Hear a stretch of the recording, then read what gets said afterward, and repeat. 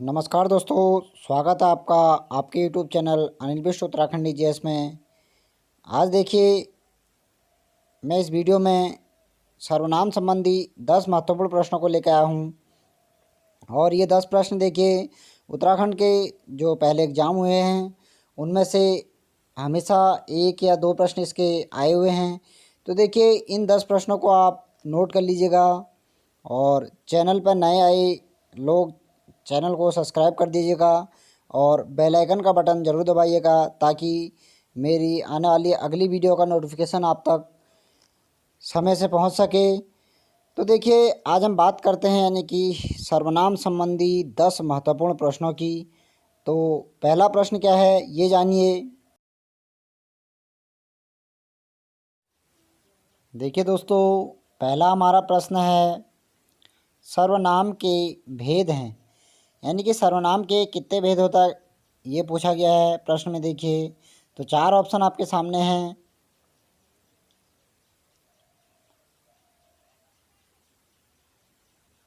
देखिए, सर्वनाम के भेद कितने होते हैं, तो ऑप्शनों में से आप देखिएगा उत्तर, यानी कि ऑप्शन नंबर सी, 6 भेद सर्वनाम के होते हैं।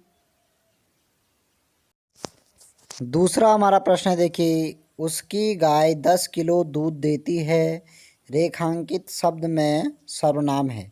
यानी कि उसकी बताना है कि कौन सा सर्वनाम उसकी शब्द में आता है करके।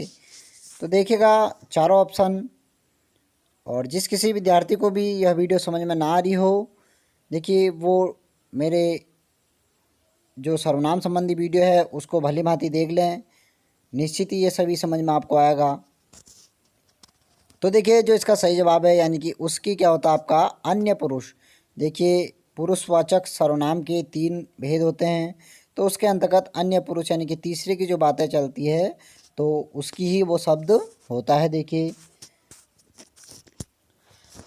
अगला हमारा प्रश्न है, देखिए नंबर यानी कि तीसरा प्रश्न है, उसका भाई नौकरी करता है, वाक्य में सर्वनाम है। तो उसका भाई नौकरी करता है, तो यहाँ पर देखिए 4 ऑप्शन आपके सामने हैं। तो 4 ऑप्शन को देख लीजिएगा और सही जवाब नोट कर लीजिएगा।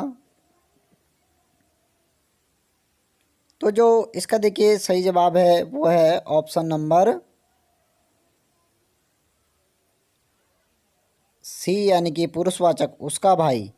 ठीक है, तो उसका भाई पूछ रहा है तो यहाँ पे देखिए पुरुषवाचक सर्वनाम हो जाएगा। तो ऑप्शन नंबर सी इसका सही जवाब होगा। अब देखिए, चौथे प्रश्न की हम बात करते हैं। तो जो हमारा चौथा प्रश्न है वो देखिए, मुझे अपने गांव जाना है, वाक्य में सर्वनाम है।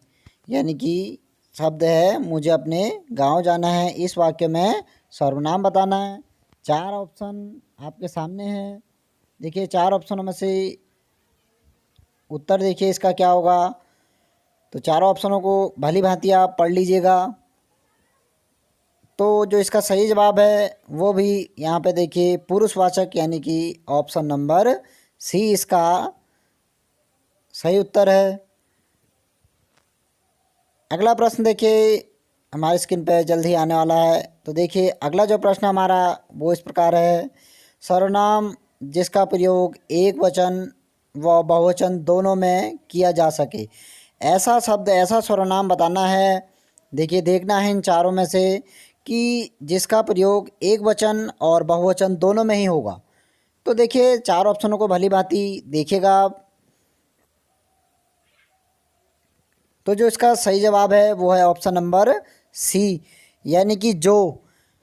तो जो इसका क्या होगा सही जवाब होगा, जिसका एक वचन और बहुवचन दोनों में ही प्रयोग कर सकते हैं हम।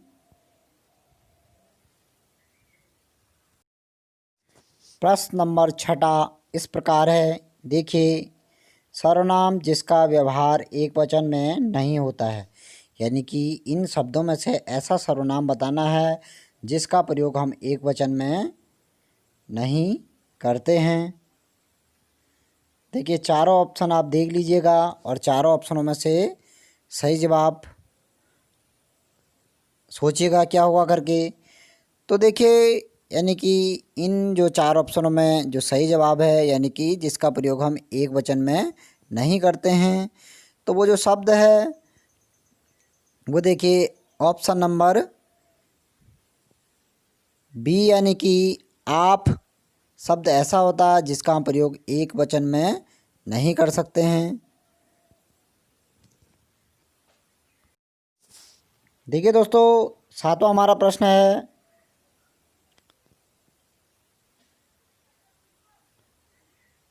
पूर्णतः एक वचन सर्वनाम है, यानी कि पूरी तरीके से एक वचन किस शब्द में है इनमें से जिसे सर्वनाम कहेंगे हम।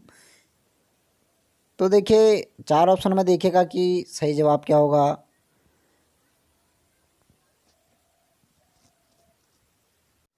तो दोस्तों यानी कि सातवें प्रश्न का जो हमारा सही उत्तर है वो है ऑप्शन नंबर ए, यानी कि मेरे शब्द क्या होता है, पूर्णतः एक वचन होता है, यानी कि मेरे द्वारा जैसे मैं प्रयोग करता हूँ तो वो एक वचन हुआ, यानी कि मैं अपने बारे में जानकारी दे रहा हूँ, तो इसी को ही एक वचन कहेंगे। ऑप्शन ए सही जवाब होगा।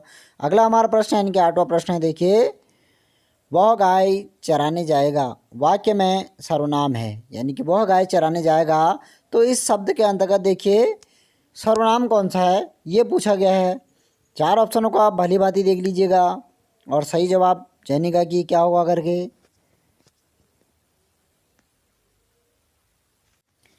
इसका जो सही जवाब है यानी कि जो सही उत्तर है वो है ऑप्शन सी, यानी कि अन्य पुरुष, यानी कि वह गाय चराने जाएगा, तो वह का अर्थ है यानी कि तीसरे की बात चलती है, तो तीसरे शब्द को क्या कहा जाता है, अन्य पुरुष कहा जाता है।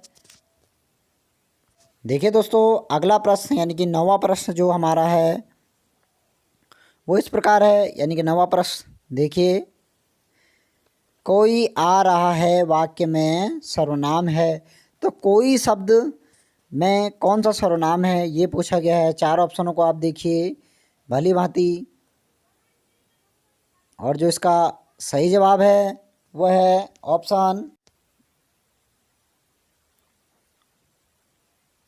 ऑप्शन नंबर बी, यानी कि अनिश्चयवाचक कोई या फिर कुछ, ये जो शब्द होते हैं जिसमें प्रश्नवाचक चिन्ह बोला जाता है, जिसे प्रश्नवाचक चिन्ह के अंतर्गत ये शब्द आते हैं, तो ये क्या होते हैं, आपके अनिश्चयवाचक सर्वनाम होते हैं।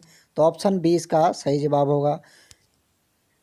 देखिए दोस्तों यानी कि इस वीडियो का अंतिम प्रश्न यानी कि 10वां प्रश्न जो है वो जानने की दृष्टि से बहुत ही अच्छा प्रश्न है। देखिए, और इसमें पूछा गया है देखिए कि आपका सर्वनाम कौन सा होता है, कारक कौन सा है, देखिए, और इस शब्द में वचन क्या है करके। तो देखिए ये सभी चीज़ें अगले वाले प्रश्न यानी कि 10वें प्रश्न में पूछे गए हैं, और इस प्रश्न को देखिए यह प्रश्न क्या है जानिएगा।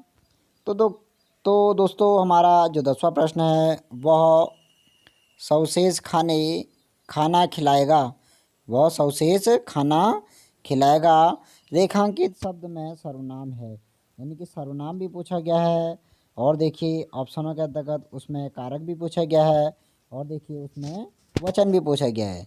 अगर किसी भी विद्यार्थी को कारक या फिर वचन संबंधी जानकारी नहीं है या सर्वनाम संबंधी जानकारी नहीं है, वो मेरे चैनल में यानी कि डिस्क्रिप्शन बॉक्स में आके देख लीजिएगा। ये सभी वीडियो मैंने अपलोड मैं कर चुका हूँ, और देखिए बारीकी जानकारी के अनुसार ही मैंने ये वीडियो बना रखी है, यानी कि बहुत डीपली आपको समझा रखा है। देखिए वहाँ से आपको इन सभी प्रश्नों के बारे में समझ में आ जाएगा, और ये आगे आने वाले एग्जामों में आपके लिए बहुत ही महत्वपूर्ण बिंदु के साथ सही रहेंगे। तो देखिए जो इसका सही जवाब है वह है ऑप्शन नंबर सी, यानी कि वह शब्द क्या होता है, अन्य पुरुष होता है, और जैसे खाना खिला रहा है यानी कि अपने सामने वाले व्यक्ति को खाना खिला रहा है, तो कर्ता ने कर्म को, जैसे जो दूसरा कारक होता है तो कर्म कारक होगा।